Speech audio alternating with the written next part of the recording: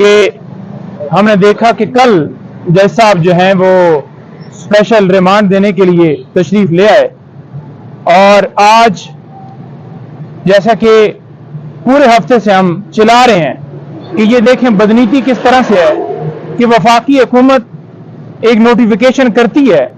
اس کے اندر مینشن ہی نہیں ہے کہ اگر یہ جج اویلیبل نہیں ہوں گے تو ان کی ڈیوٹی جج ہوں گے۔ پاکستان کی ہسٹری میں ہم نے اپنی وکالت کی ہسٹری میں کبھی ایسا نہیں دیکھا کہ ایک عدالت موجود نہ ہو تو متبادل کے طور پر کوئی ڈیوٹی جج اویلیبل نہ ہو۔ تو یہ صرف اور صرف اسپیشل جو ٹریٹ کیا جا رہا ہے عمران خان صاحب کے ساتھ کیا جا رہا ہے، یہ ہسٹری صرف ان کے ساتھ بنائی جا رہی ہے۔ انصاف کا یہ قتل ہے کہ کسی بندے کو فیئر ٹرائل نہ دینا، انصاف نہ دینا، جان بوجھ کر ڈیلے کرنا، جان بوجھ کر ان کی ضمانت نہ سننا، اور خان صاحب کو ایک جھوٹے مقدمے کے اندر جیسے آپ کو پتہ ہے کہ گرفتار کیا گیا، اور پھر جس طرح سے ان کا ریمانڈ وہ لیا گیا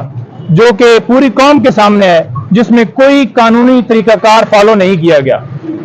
ہم ان شارٹ کروں گا، سپریم کورٹ سے استدعا کرتے ہیں کہ جاتے جاتے معزز چیف جسٹس صاحب اس کے اوپر جو ہماری درخواست وہاں پر پینڈنگ ہے اس کے اوپر سماعت کریں، اور یہ جو گرفتاری بیسیکلی توشہ خانہ کیس کے اندر ہوئی وہاں سے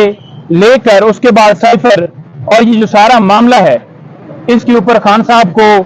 فوراً پروڈکشن کے آرڈر کرتے ہوئے ان کو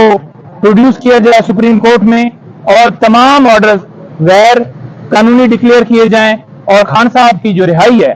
وہ یقینی بنائی جائے، کیونکہ یہ تمام مقدمات سیاسی بنیادوں کے اوپر بنائے گئے ہیں۔ تمام مقدمات میں ہر روز خان صاحب کی بیل اسی بنیاد کے اوپر کنفرم ہوتی ہیں کہ کوئی ایویڈنس، کوئی شواہد